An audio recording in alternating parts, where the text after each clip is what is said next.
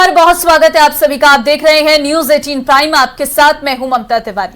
नमस्कार, मैं हूं आपके साथ हेमंत कुमार। और सबसे पहले आज शुरुआत करते हैं हाथरस कांड से, जहां पर पाखंडी बाबा की आखिरकार लोकेशन क्या है। 54 घंटे के बाद भी बाबा किस तरह से सेफ हाउस में छिपा है, ये जानकारी सामने आ रही है। बाबा ने आखिरी कॉल किसे की और बाबा को भगाने के लिए किसने सेफ कॉरिडोर बनाया, ये रिपोर्ट में देखिए।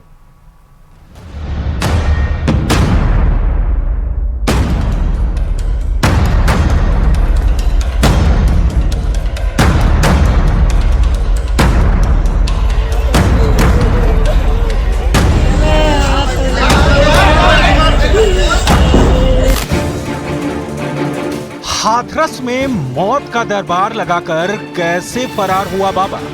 बाबा को भगाने वाले कौन थे? किसने बाबा के लिए तैयार किया सेफ कॉरिडोर?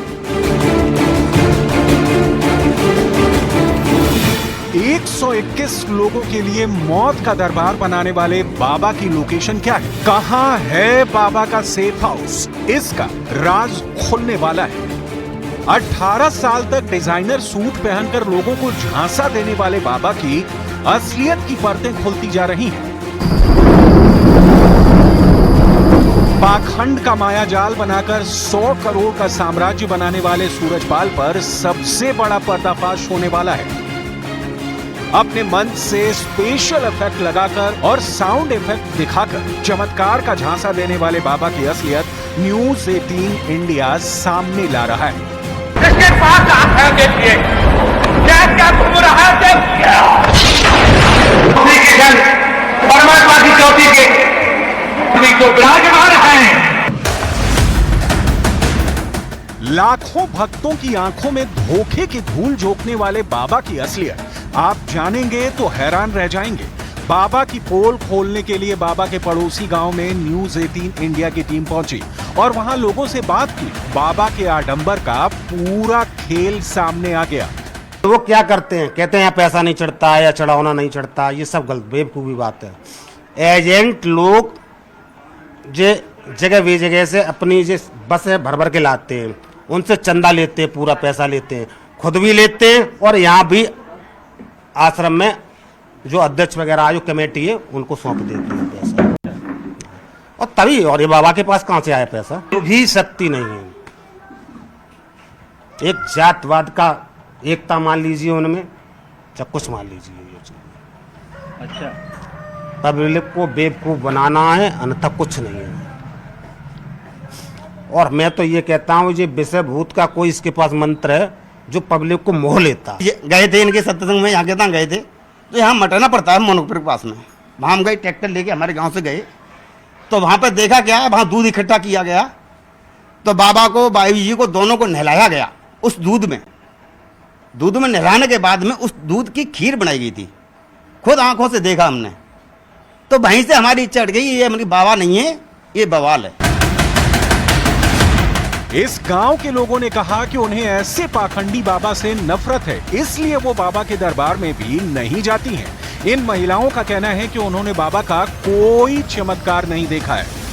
2-3 गांव के प्रधान ही हैं, तो सभी ने जैसे वोट डाले थे तो ये प्रधान हो गए। तो उसके बाद इन्हें एक शब्द बोला था जैसे कि देखो मेरे अंदर इतनी ताकत है, मैंने सारी दुनिया को अपने पैरों तक झुका लिया और ऐसे ही झुकाता रहूँगा मैं।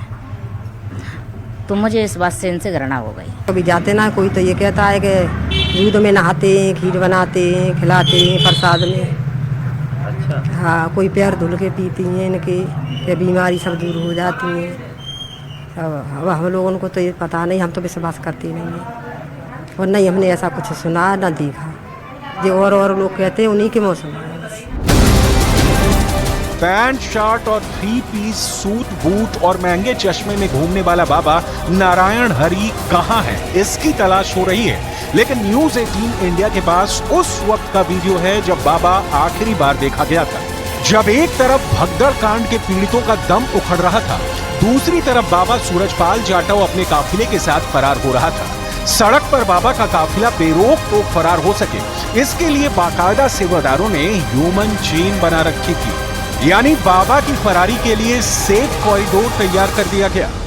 ये भी बात, जो मुख्य अभियुक्त हैं, जो प्रकाश मधुकर हैं, उनके ऊपर 1 लाख की गिरफ्तारी का जोन लेवल के ऊपर आदेश किया जा रहा है। 1 लाख का जो पुरस्कार होता है वो घोषित किया जा रहा है। शीघ्र उनके NBW की भी कार्रवाई की जाएगी और इसमें खास तौर से विवेचना में भी इस चीज़ को भी देखा जाएगा कि कोई आपराधिक षड्यंत्र किसी व्यक्ति द्वारा या किसी संस्था द्वारा तो नहीं है, ये किसी साजिश का तो हिस्सा नहीं था।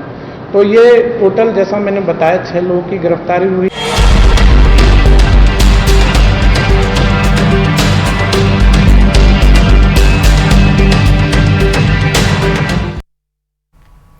बाबा सूरजपाल उर्फ नारायण साकार हरि हाथरस भगदड़ कांड के बाद इसी नाम की चर्चा पूरे देश में है।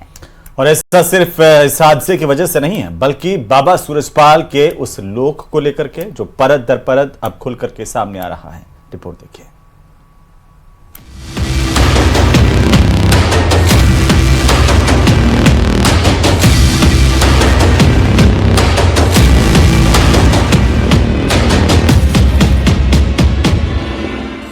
भगदड़ कांड के विलेन की कहानी।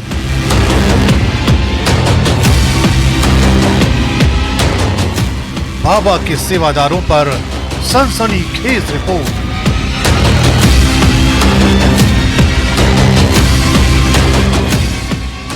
खुल गई बाबा की सुरक्षा की सीक्रेट फाइल। अचानक एक नाम टीवी से लेकर अखबारों तक की सुर्खियां बन गया। सूरजपाल जाटव उर्फ नारायण साकार हरि। न्यूज 18 इंडिया के हाथ लगी एक्सक्लूसिव जानकारी के मुताबिक बाबा की सुरक्षा में तैनात लोगों को बाकायदा कोड वर्ड से जाना जाता था।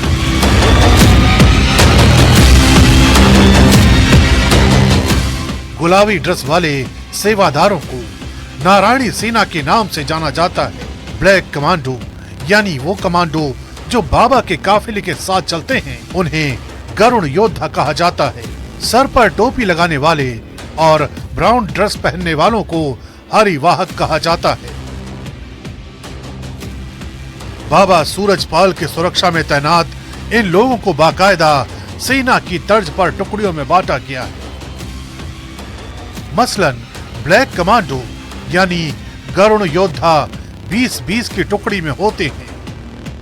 गुलाबी ड्रेस वाले नारायणी सेना के लोग 50-50 की टुकड़ी में होते हैं, जबकि हरिवाहक यानी टोपी और ब्राउन ड्रेस वाले 25-25 की टुकड़ी में होते हैं। यानी बाबा की सुरक्षा एक खास मैनेजमेंट के तहत की जाती थी, जिसमें महिला सुरक्षा कर्मी भी शामिल थे। सवाल यही है कि सूरजपाल की अपनी सुरक्षा इतनी पुख्ता रहती थी, लेकिन उनका क्या, जो बाबा सूरजपाल के इशारे पर न मौसम की परवाह करते थे और न ही किसी दूसरी चीज की।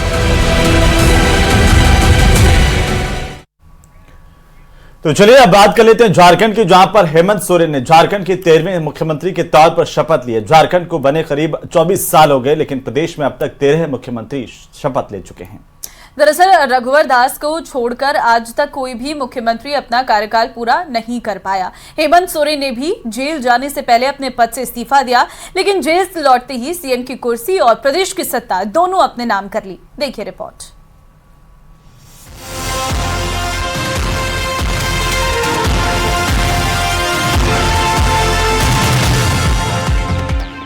मैं हेमंत सोरेन सत्य निष्ठा से प्रतिज्ञान करता हूं कि मैं विधि द्वारा स्थापित भारत के संविधान के प्रति सच्ची श्रद्धा और निष्ठा रखूंगा।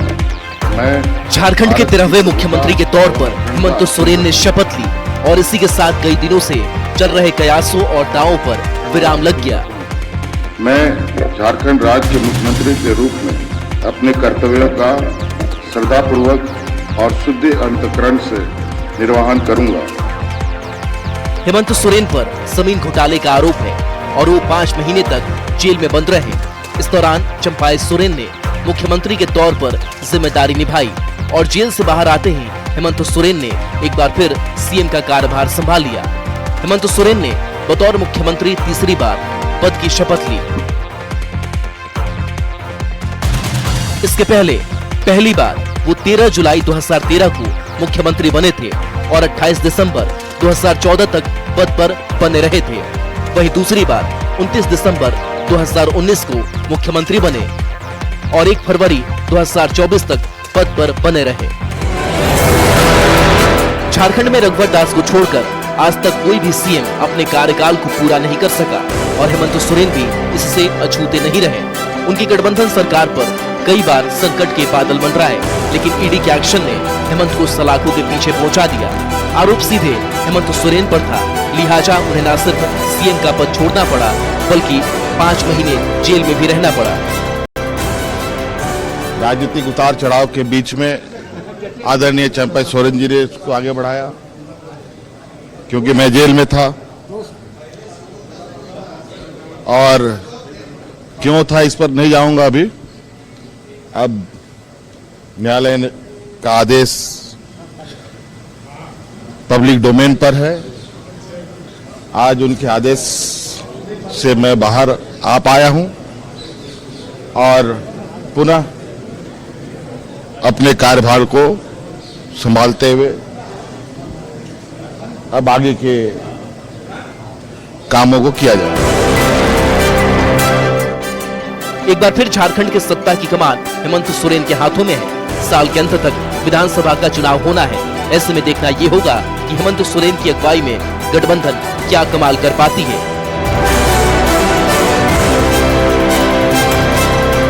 Bureau report, news 18।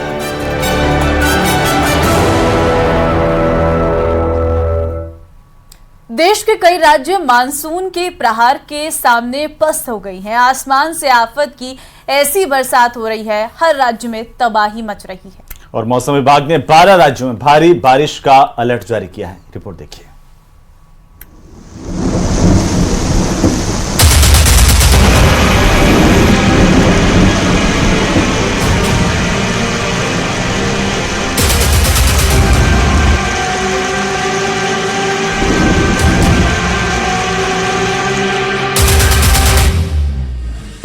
देश के कई राज्य मानसून के प्रहार के सामने पस्त हो गए हैं। आसमान से आफत की ऐसी बरसात हो रही है, हर राज्य में तबाही मच रही है। मौसम विभाग ने 12 राज्यों में भारी बारिश का अलर्ट जारी किया है। राजस्थान की राजधानी जयपुर मानसून की पहली बारिश में ही बेहाल हो गई। सड़कें पानी में डूब गईं और गाड़ियां तैरने लगी। जल भराव में कोई अपनी बंद पड़ी मोटरसाइकिल को धक्का मारता दिखाई दिया। कई जगहों पर गाड़ियां पानी में फंस गईं, सड़कों पर जाम लग गया। बिहार के नवादा की ये डराने वाली तस्वीरें हैं। लगातार हो रही बारिश से झरने से बेतहाशा पानी गिरने लगा।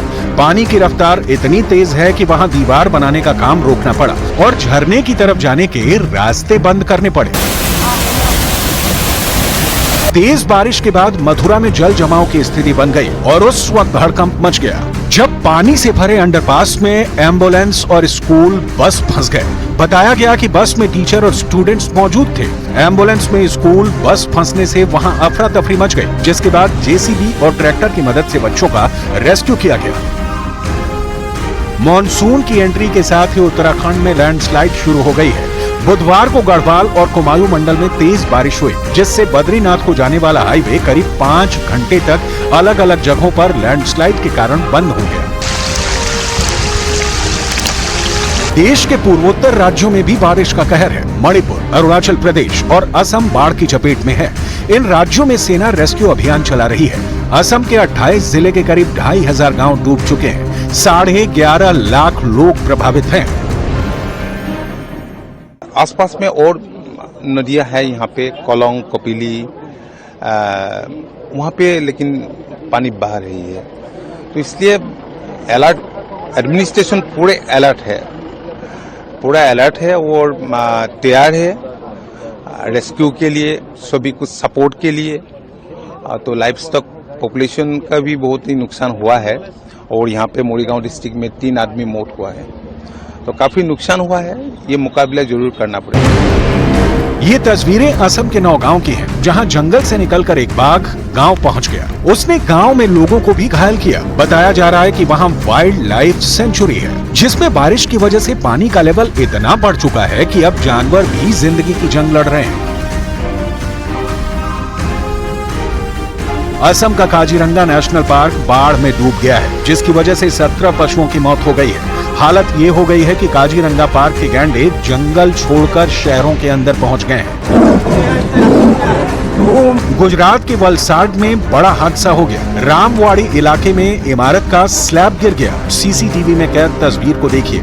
इमारत के नीचे से स्कूटर से लोग आ जा रहे हैं, लेकिन अचानक से इमारत का एक हिस्सा धड़ाम से नीचे गिरा। लेकिन राहत की बात यह रही कि जब इमारत का स्लैब नीचे गिरा तब वहां कोई मौजूद नहीं था। लगातार हो रही बारिश की वजह से इस इमारत के हिस्से टूट टूट कर नीचे गिर रहे हैं। मौसम विभाग ने हिमाचल प्रदेश के मंडी, सिरमौर और शिमला जिले में फ्लैश फ्लड की चेतावनी दी है। हिमाचल प्रदेश में 9 जुलाई तक तेज बारिश होने की संभावना है। वहीं अगले 2 दिनों में शिमला, मंडी और सिरमौर जिलों में तेज बारिश होने की संभावना के चलते फ्लड आने की चेतावनी दी गई है। Manali Chandigarh national highway 1 feet नीचे धंस गया। वहीं करीब 45 करोड़ की लागत से बना ये पुल भी धंस रहा है। पुणे में पिकनिक स्पॉट पर 5 से ज्यादा लोगों के जमा होने, गहरे पानी में उतरने, सेल्फी लेने और रील बनाने पर बैन लग गया है। मध्य प्रदेश के अलग अलग स्थानों पर बिजली गिरने और 30 से 40 किलोमीटर प्रति घंटे की गति से तेज हवाएं चलने की संभावना है। मौसम विभाग ने 7 जुलाई तक कई राज्यों के अलग अलग हिस्सों में भारी से अत्यधिक बारिश की चेतावनी दी है।